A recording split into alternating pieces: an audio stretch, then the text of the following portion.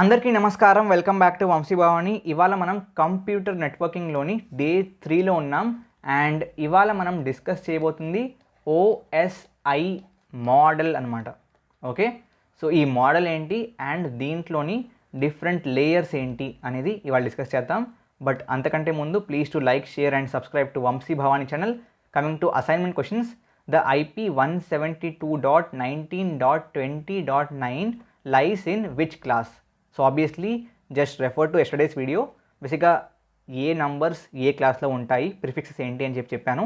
దాన్ని యూస్ చేసుకుని మీరు ఈ క్వశ్చన్ని సాల్వ్ చేయొచ్చు. The answer is basically class B అనమాట. ఓకే, ఆ తర్వాత this is not for classful addressing. How is an IPv4 address usually represented in dotted decimal notation? Dotted decimal notation. Great question and great answer. So, which addressing concept divides the available address space IPv4 into 5 classes? Obviously, classful addressing. The class with no network ID and host ID are basically class D and class E also. దీంట్లో ఆప్షన్స్లో కేవలం class D ఉంది కాబట్టి class D is the answer. This is the notes for public IP addresses. Please read it. Okay, great. So coming to the topic, OSI model. ముందుగా OSI model యొక్క full form ఏంటి అంటే ఏంటో చూద్దాం. But ముందుగా full form ఏంటి? C, OSI అంటే ఓ అంటే ఓపెన్, ఎస్ అంటే సిస్టమ్స్, ఐ అంటే ఇంటర్ కనెక్షన్. కొంతమంది ఇంటర్ కనెక్ట్ అనే వదిలేస్తారు, కొంతమంది కనెక్షన్ అంటారు. Anything is fine. Okay, so బేసిక్గా ఇది ఒక మోడల్ అనమాట, ఒక రెఫరెన్స్ మోడల్. అంటే రెఫరెన్స్ మోడల్ అంటే ఏంటి? బేసిక్గా ఈ విధంగా మీ యొక్క డేటా నెట్వర్కింగ్ జరుగుతున్నప్పుడు, కమ్యూనికేషన్ జరుగుతున్నప్పుడు ఈ విధంగా మీ యొక్క డేటా ఫ్లో అయితే ఎఫిషియెంట్గా మీరు కమ్యూనికేట్ చేయొచ్చు, మీరు ఎఫిషియెంట్గా డేటా ట్రాన్స్ఫర్ చేయొచ్చు అని చెప్పే ఒక reference model. Okay, got it? See, ఇవాళ at this point of time modern ఇంటర్నెట్లో ఓఎస్ఐ మోడల్ యూస్ చేస్తున్నారా అంటే చేయట్లేదు. ఓకే, ప్రస్తుతానికి యూస్ చేస్తున్న model is called TCP/IP model. But ఇప్పటికీ ప్రతి ఒక్క బుక్లోను, ప్రతి ఒక్క కాలేజ్లోను, ప్రతి ఒక్క ఎగ్జామ్స్లోను, ఓకే, గేట్తో పాటు ప్రతి ఒక్కళ్ళు ఇప్పటికీ ఓఎస్ఐని డిస్కస్ చేస్తున్నారు, అంది మీద క్వశ్చన్స్ని అడుగుతున్నారు. ఈవెన్ మీ ప్లేస్మెంట్స్లో కూడా, ప్లేస్మెంట్ ఇంటర్వ్యూస్లో కూడా ఓఎస్ఐ మోడల్ గురించి ఎక్కువగా అడుగుతారు. The reason is simple.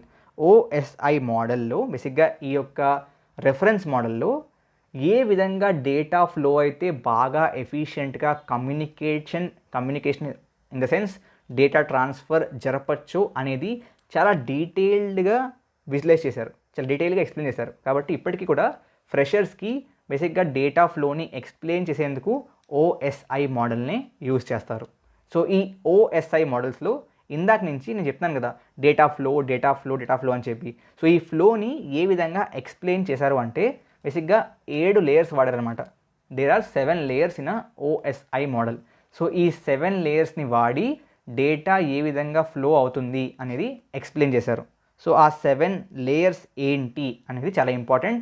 And obviously next 7 days we will be discussing each layer in detail. So first layer is application layer.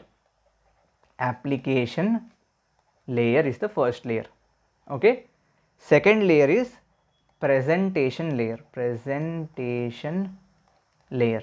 అన్న ఈ పేర్లు బట్టి కొట్టాలా అంటే డెఫినెట్గా కొట్టాలి, ఇట్స్ రియలీ ఇంపార్టెంట్. ఓకే, ఆ తర్వాత session layer.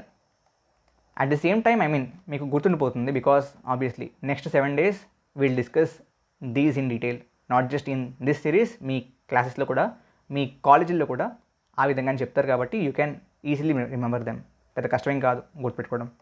Third is session layer. Fourth is transport layer. Type కాదు, మాట్లాడుతూ తప్పు రాశాను, లేయర్. ఆ తర్వాత వీ హ్యావ్ నెట్వర్క్ లేయర్. ఎన్ఏఐ 1 2 3 4 5 ఓకే, ఇంకా 2 ఉన్నాయి. నెట్వర్క్ లేయర్ తర్వాత data link layer, yes data link layer, and finally physical layer. So data ఎలా ఫ్లో అవుతుంది అంటే, for example there are 2 computers, computer A, computer B. For example A బికి M అనే మెసేజ్ని పంపిస్తుంది అనుకుంటే, ఎం అప్లికేషన్ లేయర్కి వెళ్తుంది, తర్వాత ప్రెజెంటేషన్ లేయర్కి వెళ్తుంది, తర్వాత సెషన్ లేయర్కి వెళ్తుంది, transport layer, network layer, data link layer, physical layer. Physical లేయర్కి వచ్చాక it will again pass through the network. Okay, నెట్వర్క్లో పాస్ అయ్యాక మళ్ళీ బి దగ్గరికి వెళ్ళాక బి దగ్గర మళ్ళీ ఫిజికల్ లేయర్కి వెళ్తుంది. ఫిజికల్ లేయర్ నుంచి data link layer, network layer, transport layer, session layer, presentation layer, application layer. So ఆ విధంగా it goes from application layer, presentation layer, session, transport, network, data link, physical from system A. Okay, ఆ తర్వాత network ద్వారా again network for example ఇక్కడ node 1, node 2, node 3 ఉన్నాయి. దీని నుంచి దీనికి వెళ్ళి అలా వెళ్తుంది అనుకుందాం. సో ఇవి ఫర్ ఎగ్జాంపుల్ రౌటర్స్ అనుకుందాం. ఓకే, ఇదొక రౌటరు, ఇదొక రౌటరు, ఇదొక router, router or router same. Okay, ఇదొక రౌటర్. దాని ద్వారా ఫైనల్గా బీకి వచ్చింది అనుకుందాం. బీలో మళ్ళీ it will go to the physical layer only. So physical layer నుంచి ఫిజికల్ లేయర్కి వెళ్తుంది. ఆ ఫిజికల్ లేయర్ నుంచి మళ్ళీ ఆ data link, network, transport, session, presentation, అప్లికేషన్కి వెళ్ళి ఫైనల్గా బి మెసేజ్ రీడ్ చేయగలుగుతుంది. అర్థమైందా? That is how it works. So బేసిక్గా అప్లికేషన్ లేయర్లో ఏం జరుగుతుంది? సో అప్లికేషన్ లేయర్ బేసిక్గా human interaction layer. So for example మీరు google.com అని చెప్పి టైప్ చేశారు బ్రౌజర్లో. So that's part of the application layer. అక్కడ హ్యూమన్ ఇన్వాల్వ్ అయ్యి ఫిజికల్గా చేస్తున్నాడు. ఫిజికల్గా హ్యూమనే ఇన్వాల్వ్ అయ్యి చేసే ఆపరేషన్స్ ఉండేది అప్లికేషన్ లేయర్లో అనమాట. ఓకే, ఆ తర్వాత ప్రెజెంటేషన్ లేయర్. ఇక్కడ మీ యొక్క డేటా యొక్క ఫార్మాట్ చెక్ అయ్యి ఎన్క్రిప్షన్ జరుగుతుందన్నమాట. మీ డేటా ప్రొటెక్షన్ అనేది ప్రెజెంటేషన్ లేయర్ జరుగుతుంది. ఓవరాల్గా చెప్తున్నాను, డీటెయిల్గా ఇండివిజువల్ వీడియోస్లో చూద్దాం. ఆ తర్వాత సెషన్ లేయర్లో బేసిక్గా ఏమవుతుందంటే, సో బేసిక్గా దీంట్లో పోర్ట్స్ అండ్ సెషన్స్ ఏవైతే ఉంటాయో, అగైన్ సెషన్ అంటే ఏంటి అని చెప్పాలంటే, అయితే మీరు అమెజాన్లో లాగిన్ అయ్యారు. ఓకే, లాగిన్ అయిపోయాక మీరు లాగౌట్ అయిపోయారు. లాగిన్ అయ్యారు, you have bought something and logout అయ్యారు. సో ఆ లాగిన్కి లాగౌట్కి మధ్య జరిగిన మొత్తాన్ని ఒక సెషన్ అంటాం అనమాట. ఓకే, సో ఆ విధంగా ఆ సెషన్స్ని కానీ ఆ పోర్ట్స్ని కానీ మెయింటైన్ చేసి మేనేజ్ చేసేది సెషన్ లేయర్ అనమాట. ఓకే, ఆ తర్వాత వీ హ్యావ్ ట్రాన్స్పోర్ట్ లేయర్. దీంట్లో బేసిక్గా మనకి డిఫరెంట్ ప్రోటోకాల్స్ ఉంటాయి, అంటే రూల్స్ ఉంటాయి, విచ్ ఆర్ యూడిపి కానీ ఆర్ టీసీపీ కానీ. వాటిని వాడి ఫర్దర్గా మనం బేసిక్గా ఆ మెసేజ్ని ట్రాన్స్పోర్ట్ చేస్తాం నెట్వర్క్ లేయర్కి. ఓకే, ఈ నెట్వర్క్ లేయర్లో బేసిక్గా మన డేటా ఏ ఫిజికల్ పాత్ తీసుకుంటుంది, ఏ విధంగా బి దాకా చేరుకుంటుంది అనేది డిసైడ్ అవుతుంది. ఆ తర్వాత డేటా లింక్ లేయర్లో ఆ డేటా యొక్క ఫార్మాట్ బేసిక్గా నెట్వర్క్లో సూటబులా కాదా, సో బేసిక్గా ఆ నెట్వర్క్ మీద ఏ ఫార్మాట్లో వెళ్తుంది అనేది డేటా లింక్ లేయర్ డిసైడ్ చేస్తుంది. బేసిక్గా మన కంప్లీట్ మెసేజ్ మొత్తం కూడా సింగిల్ టైంలోనే వెళ్ళిపోదు ఒకేసారి. దాన్ని ఇండివిజువల్ ప్యాకెట్స్గా డివైడ్ చేసి, so for example this is 1 message అనుకుంటే దాన్ని ప్యాకెట్స్గా డివైడ్ చేసి this is 1 packet 1 packet 1 packet 1 packet, ఆ విధంగా ఇండివిజువల్ ప్యాకెట్ ఆఫ్ ఇన్ఫర్మేషన్గా డివైడ్ చేసి ట్రాన్స్పోర్ట్ చేస్తాం. కాబట్టి ఆ విధంగా ట్రాన్స్పోర్ట్ చేస్తున్నప్పుడు బేసిక్గా ఫార్మాట్ గురించి డేటా లింక్ లేయర్లో చెప్తాం. ఓకే, ఎందుకు ఇంత స్పెసిఫై చేస్తానంటే, ఇందాక ప్రెజెంటేషన్ లేయర్లో కూడా ఫార్మాట్ అని చెప్పి అన్నాం.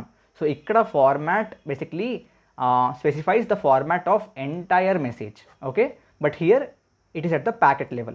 Okay, ఆ తర్వాత ఫైనల్లీ ఫిజికల్ లేయర్లో ఫిజికల్గా ఏ మీడియంలో ట్రావెల్ అవుతుంది మీ message. It can be through wires, it can be basically wireless means wifi ద్వారా, or maybe some other wireless means. So బేసిక్గా ఏ విధంగా ఏ మీడియంలో ఎలా ట్రావెల్ అవుతుంది అనేది డిసైడ్ అయ్యేది ఫిజికల్ లేయర్లో.